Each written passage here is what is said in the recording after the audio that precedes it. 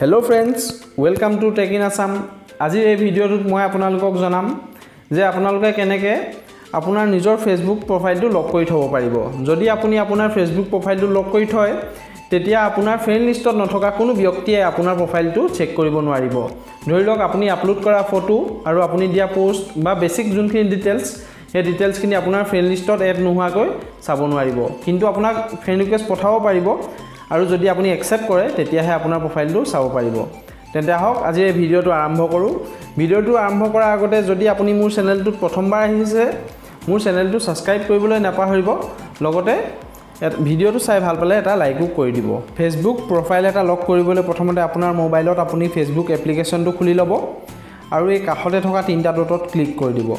ইয়াত ক্লিক কৰাৰ লগে লগে আপোনাৰ সি ইউৰ প্ৰফাইল আপোনাৰ নিজৰ প্ৰফাইলটো খুলি ল'ব। প্ৰফাইলটো খুলি লোৱাৰ লগে লগে ইয়াতে দেখিছে এড টু ষ্টৰি আৰু তাৰ কাষতে থকা তিনটা ডটত ক্লিক কৰি দিব। ইয়াত ক্লিক কৰাৰ লগে লগে 5 নম্বৰৰ যোনটো অপচন আছে লক প্ৰফাইল এই লক প্ৰফাইল অপচনটোত ক্লিক কৰি দিব। ইয়াত ক্লিক কৰাৰ লগে লগে আপোনালোকে দেখিব লক ইউৰ প্ৰফাইল আৰু এই লক ইউৰ প্ৰফাইল অপচনটোত ক্লিক কৰি দিব।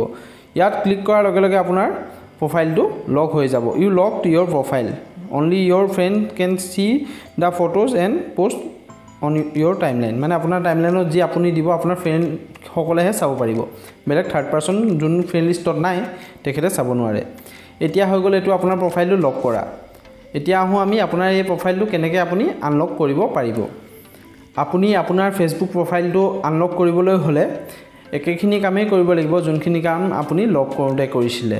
আপোনাৰ প্ৰফাইলটো খুলি ল'ব আৰু তাৰ পিছত এড টু ষ্টৰি সাইডতে থকা তিনটা ডটত ক্লিক কৰি দিব। ইয়াত ক্লিক কৰাৰ লগে লগে আপোনালোকে দেখিছে ইয়াতে আনলক প্ৰফাইল বুলি এটা অপচন আছে আৰু এই আনলক প্ৰফাইল অপচনটো ক্লিক কৰি দিব। ইয়াত ক্লিক কৰাৰ লগে লগে দেখিব আপোনালোকে তিনটা option view as invite friend আৰু তাৰ সাইডত আনলক এই আনলক অপচনটোত ক্লিক কৰি দিব। ইয়াত ক্লিক কৰাৰ লগে লগে তলত দেখিছে আনলক ইউৰ প্ৰফাইল আৰু ইয়াতে ক্লিক কৰি দিব। ইয়াত ক্লিক কৰাৰ লগে লগে আপোনাৰ প্ৰফাইলটো আনলক হৈ যাব। দেখিলে আপোনালোকে ইউ আনলক ইউৰ প্ৰফাইল। আৰু শেষত আৰু এবাৰ কৈ দিওঁ যে আপোনালোকে যদি আপোনাৰ নিজৰ প্ৰফাইলটো লক কৰি থয় তেতিয়া আপোনাক সকলোৱে ফ্ৰেন্ড ৰিকুৱেষ্ট পঠাব পাৰিব। এটো নহয় যে আপুনি যদি আপোনাৰ প্ৰফাইলটো লক কৰি থয় তেতিয়া আপোনাক কোনেও যে ফ্ৰেন্ড ৰিকুৱেষ্ট পঠাব নোৱাৰিব।